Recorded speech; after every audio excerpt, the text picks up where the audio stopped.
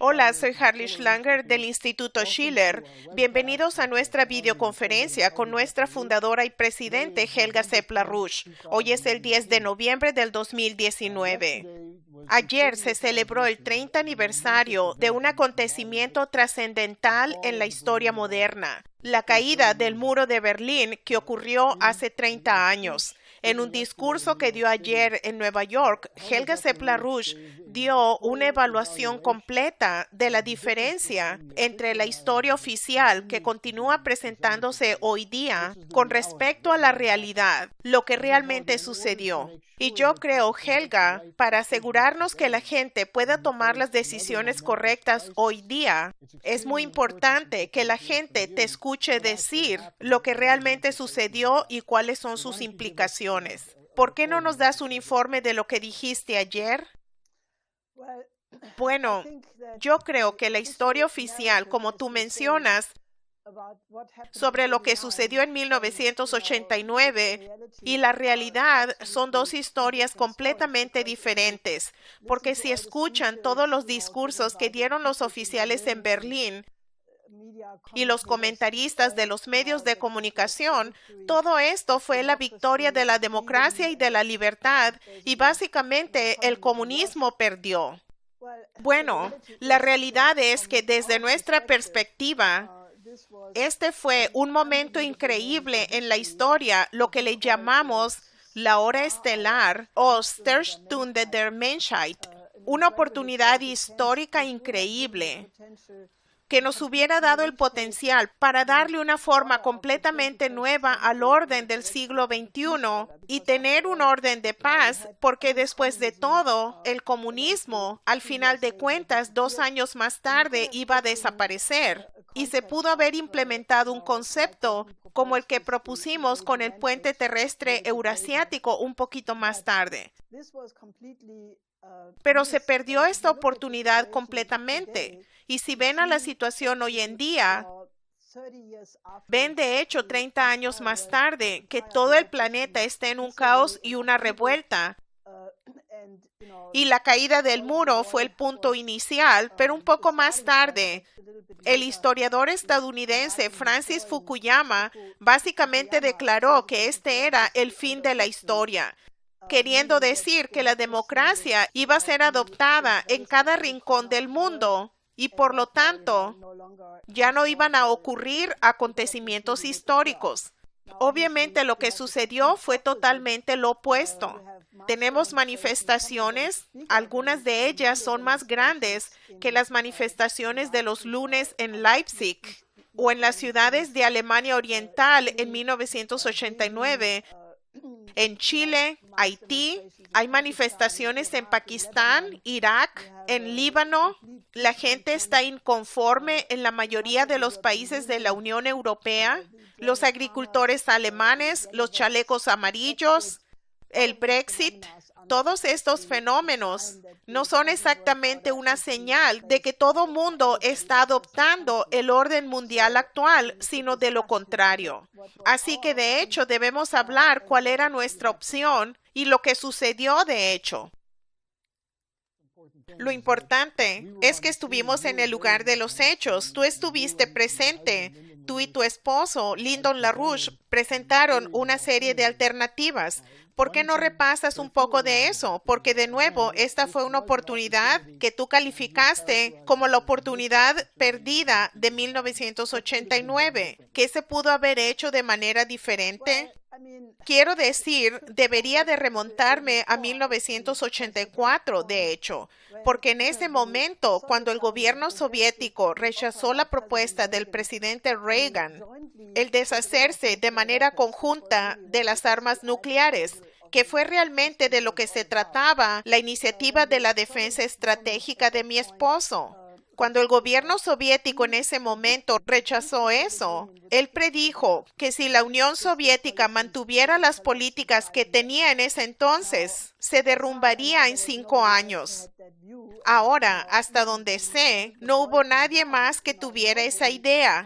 E incluso cuando el muro de Berlín se cayó, nadie pensó que sucedería la reunificación. toda la democracia social oficialmente dijo que esto nunca sucedería, que esto era la gran mentira del siglo.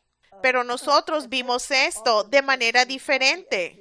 Lo hicimos desde el punto de vista de los efectos económicos, del rechazo de la iniciativa de defensa estratégica y el esfuerzo para mantener una superioridad militar por parte de la Unión Soviética. Ahora, en 1988, se volvió muy claro que las dificultades económicas del Comecon aumentaron considerablemente. Así que mi esposo, Lyndon LaRouche, y yo fuimos a Berlín y dimos una conferencia de prensa en el Hotel Bristol Kempinski el 12 de octubre, donde él básicamente dijo que la reunificación alemana pronto estaría en el orden del día y Berlín sería la capital, y que una Alemania reunificada debería desarrollar a Polonia con las tecnologías occidentales.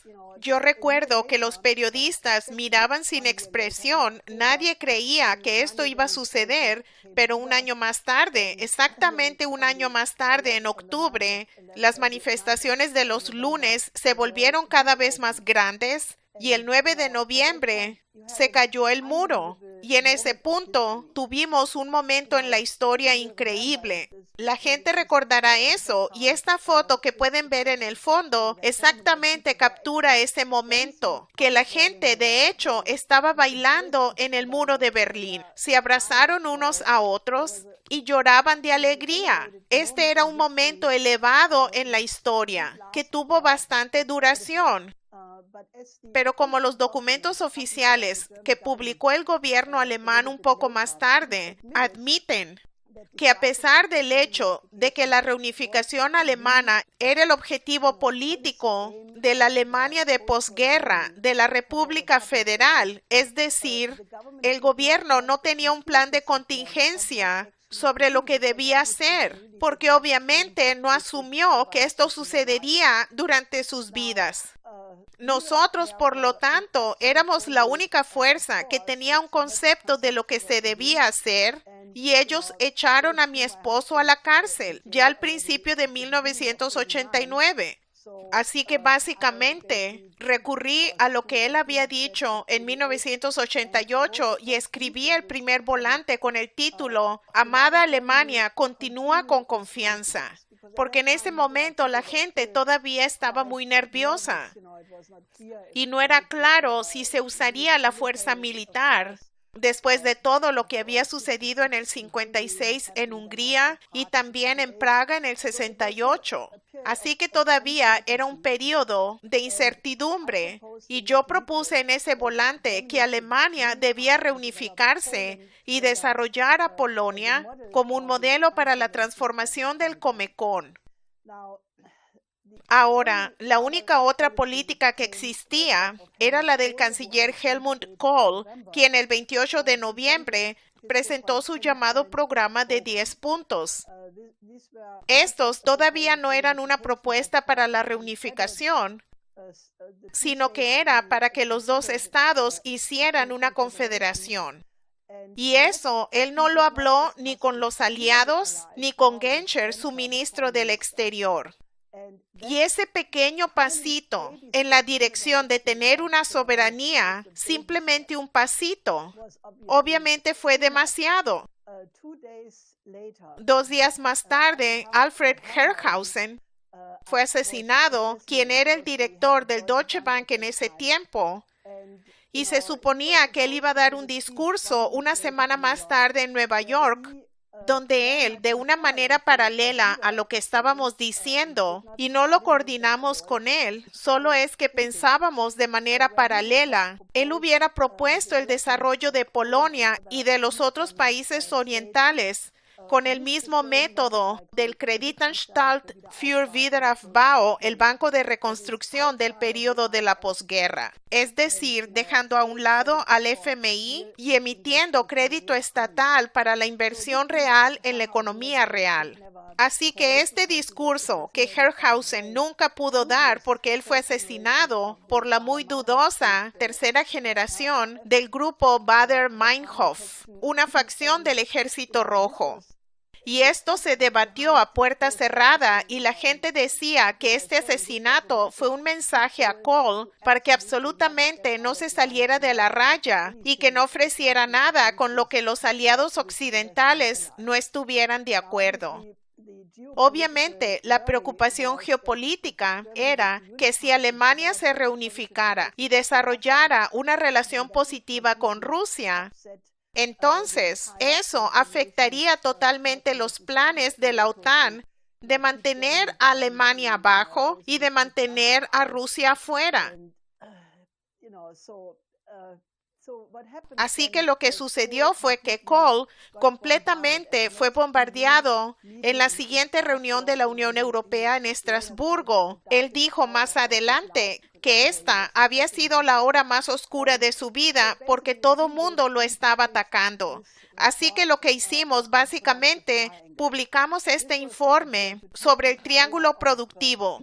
Esta era la idea de tomar el área de París, Berlín, Viena, que es un triángulo como del tamaño de Japón, que tenía las industrias más avanzadas del mundo en ese entonces, y que se renovara eso y se innovara mediante tecnologías modernas a través del tren transrápido Maglev, mediante otras inversiones en la industria moderna y luego usar el triángulo para llevar corredores hacia Alemania Oriental y conectar este triángulo con Varsovia, con Kiev, con los Balcanes y transformar las industrias del este.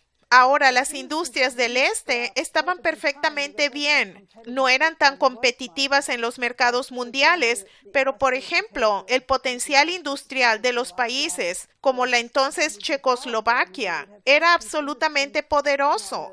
Si se hubieran llevado esas industrias en grandes barcos a África, cada país en África hubiera estado muy feliz de tenerlas. Esta propuesta era modernizar las industrias existentes con las tecnologías occidentales y luego usar las capacidades industriales existentes del este para la reconstrucción de la infraestructura, que era el gran cuello de botella de no solamente la Unión Soviética, sino también del Comecon y de Alemania Oriental en general. Esta propuesta le convenía a Alemania, le convenía a todos los países de Europa Oriental y hubiera permitido la transformación fácil y la modernización. A Margaret Thatcher obviamente no le gustaba ese potencial, quien inmediatamente empezó la campaña de acusar a Kohl y Alemania de ser el Cuarto Reich, lo que era ridículo, porque Kohl ciertamente no era un nuevo Hitler. El presidente francés Mitterrand, según la biografía de Jacques Attali, amenazó a Alemania con una guerra si no abandonaba su moneda, el marco alemán, a favor del euro. Y luego, el entonces presidente Bush padre, al contrario de lo que Pompeo trató de decir en Berlín hace poco, inicialmente se oponía totalmente a la reunificación alemana y solamente debido a que la gente como Brent Scowcroft le dijo que Estados Unidos perdería su influencia en Europa si se oponía a la reunificación de Alemania. Luego ellos modificaron su parecer y dijeron, tengamos a una Alemania contenida, que ellos mismos se contengan, integrándola no solamente a la OTAN y a la Unión Europea, pero también imponiendo el Tratado de Maastricht con todo su mecanismo de austeridad y básicamente evitaron que se desarrollara una Alemania reunificada. Ese fue el marco estratégico geopolítico del por qué no se aceptó nuestra propuesta. A pesar del hecho de que muchas empresas y muchos directores de incluso grandes empresas en la feria de Leipzig y en otros lugares donde hablamos con ellos, decían que esto es exactamente lo que debería suceder, pero que esto era un trabajo que debería llevarlo a cabo los gobiernos, que esto no lo podía hacer la industria privada. Ahora las cosas estaban relativamente bien y hasta mayo la gente todavía estaba convencida de que esta era la gran oportunidad histórica de 1989. Pero luego Troy Hunt, que fue fundado en marzo de 1990, se suponía que primero iba a organizar la transformación de las industrias estatales. Y en ese entonces era el grupo industrial más grande del mundo. Ahora, mientras Detlef Rohwedder, que fue nombrado director de Treuhand en agosto de 1990, y él tenía una muy buena política porque él dijo, debemos tener primero la restauración y luego vamos a ver si vamos a poder privatizar, porque la cuestión clave es proteger los empleos. Esa era una política muy sana, pero luego él fue asesinado en abril de 1991 y a mi parecer esto es cuando se dio el gran desastre, porque fue reemplazado por Birgit Brüel, la hija de un banquero de Hamburgo, cuyo banco, durante la Segunda Guerra Mundial, jugó un papel muy cuestionable en financiar, junto con los Harriman y Montague Norman, al partido nazi. Y Birgit Brüel no tenía tales restricciones. Ella impuso la privatización total. Lo que sucedió entonces es que la plaga de langostas se apoderó de todo, privatizando todo por una simple ganancia, sin respetar la protección de los empleos. Y yo creo que todavía está muy en la conciencia de la gente de la antigua Alemania Oriental, porque de repente todo el trabajo de su vida no tenía valor alguno. Y las empresas occidentales se apoderaron de la industria del este. Se devoró al sistema político. Los partidos occidentales venían con los bolsillos llenos y compraron a todo el mundo. Y yo creo que es aquí donde todo empezó a salir mal. Y esto continuó luego, obviamente, a través de los 90s, con la terapia de choque contra Rusia. En 1991, nosotros, sin embargo, cuando se desintegró la Unión Soviética, ampliamos este triángulo productivo para convertirse en el puente terrestre eurasiático, simplemente diciendo, ahora que ya no existe la cortina de hierro, se puede conectar a la población y a los centros industriales de Europa con aquellos de Asia a través de corredores de desarrollo, y le llamamos el puente terrestre eurasiático, la nueva ruta de la seda. Eso de nuevo hubiera sido la manera perfecta de tener un orden de paz en el siglo XXI, y desafortunadamente la gente recordará lo que estaba detrás de la idea de Fukuyama del fin de la historia y de que habría democracia en todas partes.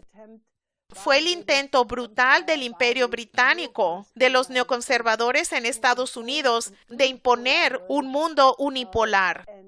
Y luego empezaron a promover eso con el cambio de régimen, con la revolución de color, no cumpliendo la promesa que le hicieron a Gorbachev de no llevar a la OTAN a las fronteras con Rusia.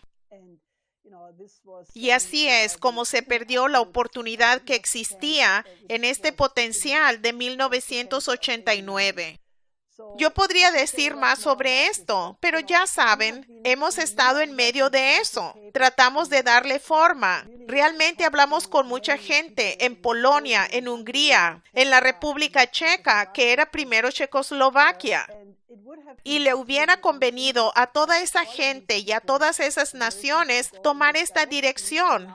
Y ahora vemos los escombros que se crearon a través de imponer el sistema neoliberal al sistema comunista en bancarrota, de lo que yo advertí, de hecho, en muchos discursos que di en 1990, en los que dije, si ahora uno comete el error de imponer al sistema económico en bancarrota del comunismo, el de facto igualmente en bancarrota sistema del modelo neoliberal, se podría tener un auge por un poco tiempo y cierto desarrollo económico, pero se tendrá un derrumbe que será mucho más severo que el del sistema comunista. Y yo creo que eso es exactamente donde nos encontramos ahora.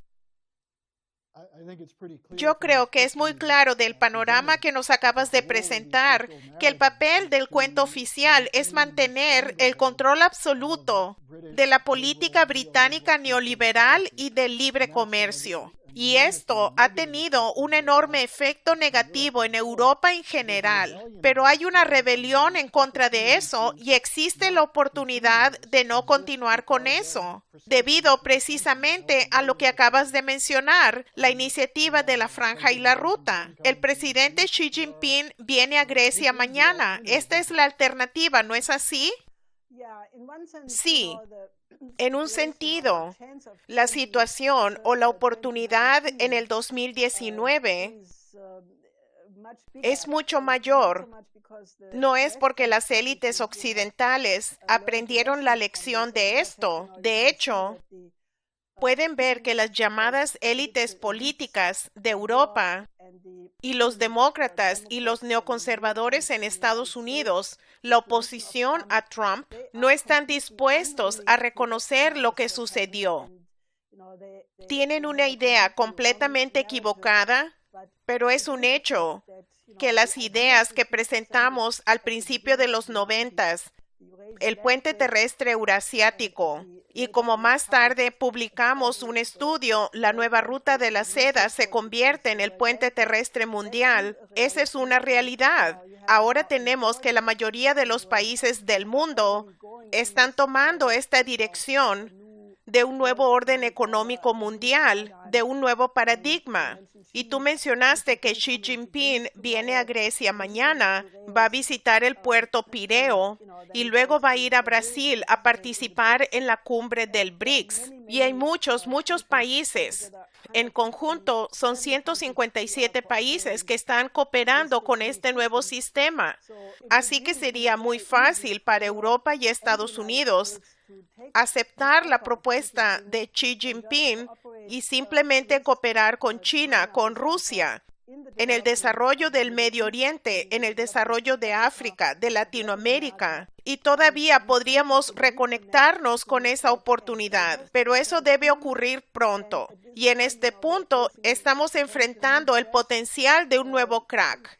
Yo creo que la situación en Estados Unidos está extremadamente polarizada, porque los golpistas que han tratado de tumbar a Trump, incluso desde antes de que fuera elegido presidente, todavía andan en eso. Y la situación es absolutamente explosiva. Pero yo creo que a pesar de eso, el mirar al pasado y mirar a lo que salió mal y lo que se pudo haber hecho del 89 al 91 es absolutamente esencial para encontrar una buena solución hoy en día. Y vamos a regresar a la situación de Estados Unidos en un momento, pero yo creo que vale notar que el secretario de Estado Pompeo dio un discurso terrible en Berlín ayer, que está completamente dentro del marco del viejo paradigma. ¿Qué piensas de lo que él dijo?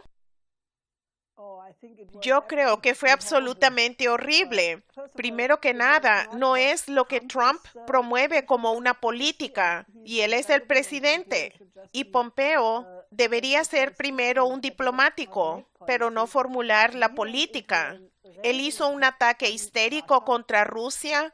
Él dijo que Putin era solo un ex oficial de la KGB que trabajó en Dresden. Ahora para Pompeo, que era el director de la CIA, él no parece tener una buena opinión de los servicios de inteligencia. Pero él habla más sobre sí mismo que cualquier cosa que diga sobre Putin. Y luego atacó a China, al Partido Comunista de China, los disque modelos autoritarios, a lo que el Ministerio de Relaciones Exteriores de China reaccionó duramente, diciendo que Pompeo simplemente está en el lado equivocado de la historia, que él es completamente ignorante de la política china y que simplemente expresa una mentalidad de la Guerra Fría. Y yo creo que ese es el problema real, que la gente que no quiere aprender la lección de lo que salió mal con el esfuerzo de imponer un mundo unipolar, todavía piensa en términos de la Guerra Fría. Y yo creo que esto es terrible.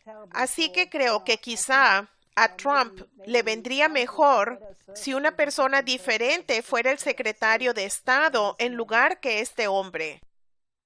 No hay mejor escándalo de esta mentalidad de la Guerra Fría que el llamado Russia Gate y su continuación después de que fracasó con el Ucrania Gate. Y Helga, ¿cuáles son los acontecimientos más importantes de los últimos días en torno a la operación para hacerle un juicio político al presidente? Bueno, es muy tedioso porque va de un lado a otro. Obviamente la gente hizo un gran escándalo ante el hecho de que uno de los gobernadores no ganó, a pesar de que Trump ayudó en su campaña electoral, pero no fue la culpa de Trump porque hizo que subieran las encuestas.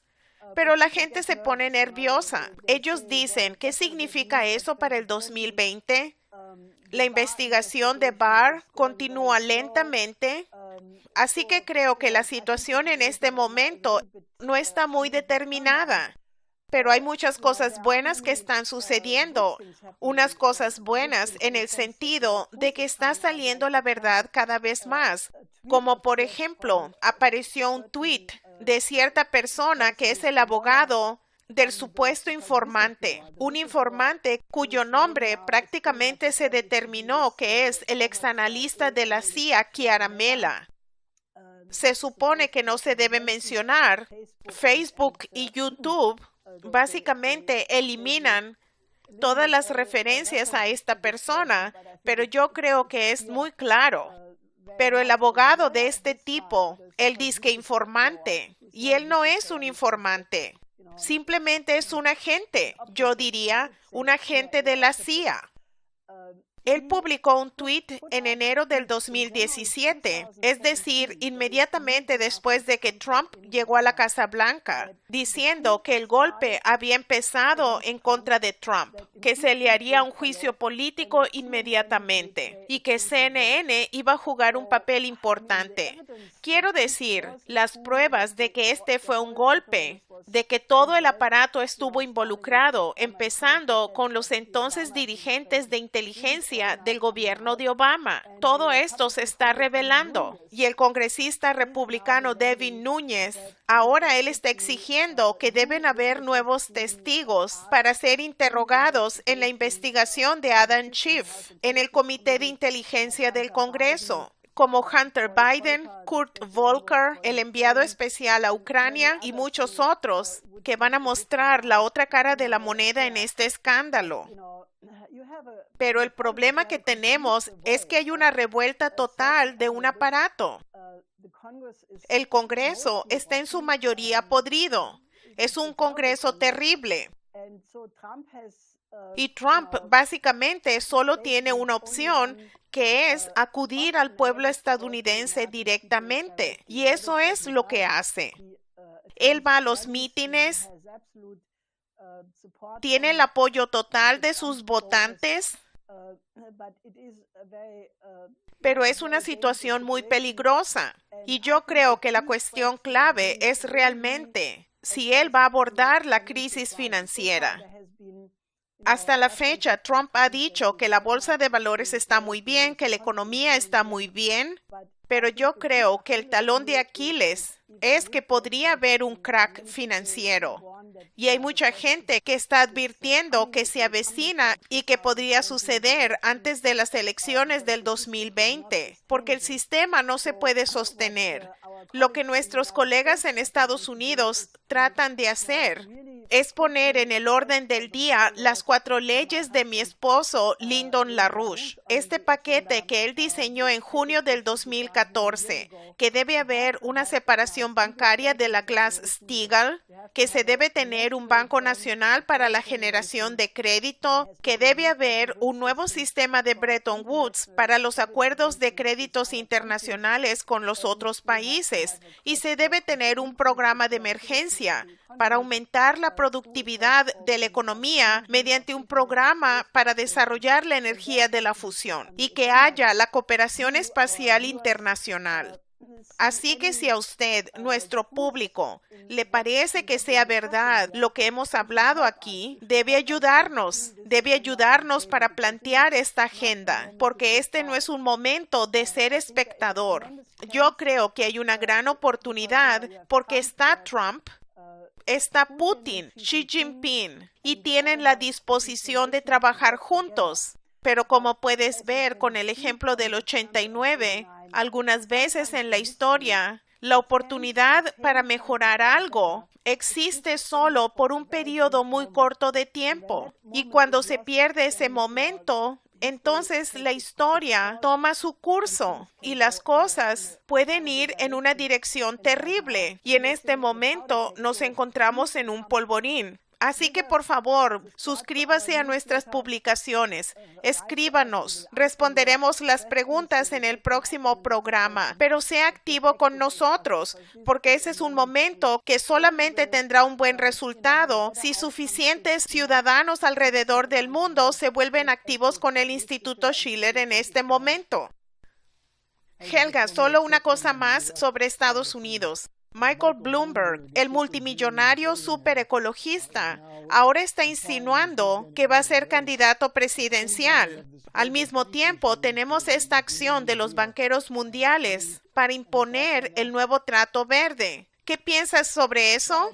Bueno, Bloomberg realmente es lo peor que podría sucederle a Estados Unidos, porque él está absolutamente aliado con gente como el gobernador del Banco de Inglaterra, Mark Carney, quien abiertamente hizo un llamado para que hubiera un cambio de régimen y reemplazar el poder de los gobiernos soberanos por los bancos centrales. Él recomienda que los bancos centrales deben formular las políticas.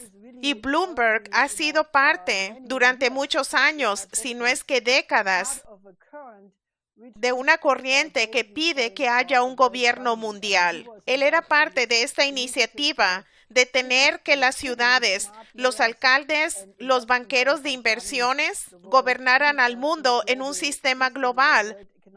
Realmente tener una dictadura mundial de los bancos centrales. Él quiere imponer la economía verde. Quiere cerrar todas las plantas de carbón en Estados Unidos para el 2030. Y esto realmente sería el derrumbe de la sociedad, porque si se impone la descarbonización de la economía mundial, que es lo que la Unión Europea promueve ahora, la presidenta de la Comisión Europea, Ursula von der Leyen, entonces la densidad del flujo energético es simplemente muy bajo para mantener a las economías industriales. Y dado el hecho de que el potencial nuclear del mundo está a 10 años o más de reemplazar a los combustibles fósiles, realmente significaría una reducción de la población y probablemente también catalizaría el derrumbe, porque si se cierran las plantas que se basan en el carbón, hay un peligro del derrumbe de todo lo que se relaciona al carbón en todo el mundo. Así que esas personas están jugando un juego muy tonto y peligroso. Bloomberg significaría el fin de Estados Unidos como una nación industrial. Así que la gente debe ser inteligente y actuar rápidamente antes de que sea demasiado tarde. Y en una nota más feliz, además de conmemorar el 30 aniversario de la caída del muro de Berlín, hoy es el 260 aniversario de Federico Schiller y el Instituto Schiller cumple 35 años. Yo creo que esto nos da la esperanza para un mejor futuro, ¿verdad? La razón de por qué el Instituto Schiller se llama el Instituto Schiller es porque las ideas de Federico Schiller, y digo esto a pesar del hecho de que hace 35 años que se fundó el instituto, son la imagen del hombre más hermosa que se puedan imaginar. Y para aquellos que se olvidaron de Schiller, porque lo leyeron en la escuela y no lo han vuelto a leer desde entonces, o tal vez jamás lo han leído, lean las tragedias de Schiller. Si lo pueden hacer en alemán, es lo mejor, porque él tiene un lenguaje tan bello. pero hay algunas traducciones en inglés muy buenas que el Instituto Schiller publicó. Pero lean sus tragedias, lean sus poemas, pero lean sus escritos sobre la educación estética. Y la cosa más notable de Schiller es que él tiene la idea de que cada ser humano tiene el potencial de convertirse en un alma bella. Y él define esta idea de un alma bella como alguien que lleva a cabo su deber de manera apasionada, para quien la libertad y la necesidad son una cosa. Luego, él desarrolla esta idea más profundamente y dice que solo las personas para quienes esto es el caso son los genios. Pero él dice que cada persona tiene el potencial de convertirse en eso. Y muchas otras hermosas ideas a las que deberíamos dedicar este programa en su totalidad para hacerles justicia. Así que el Instituto Schiller, cuando lo fundamos hace 35 años, tenía dos principales objetivos. Uno, crear un nuevo orden económico justo y un renacimiento del arte clásico. Así que yo creo que vamos en buena dirección con ambos objetivos. Hay muchos países en el mundo que están trabajando para que haya un nuevo orden económico mundial. También hay muchos países que están regresando de manera consciente a las mejores tradiciones de su historia antigua. Grecia es uno de ellos y tiene una muy buena relación con China, entre otras cosas, porque se consideran naciones antiguas y están trabajando juntas para revivir esas tradiciones. Así que yo creo que a pesar de todos los peligros, uno debe ser muy optimista, porque ahora hay muchas fuerzas en el mundo que entienden la necesidad de que haya una nueva era para la humanidad. Y le hemos llamado a esto un nuevo Schillerzeit, una nueva era en el espíritu de Federico Schiller, donde las ideas de Schiller deben crear a los valores. Y naturalmente no se excluye a gente como Shakespeare, Dante y otros grandes poetas.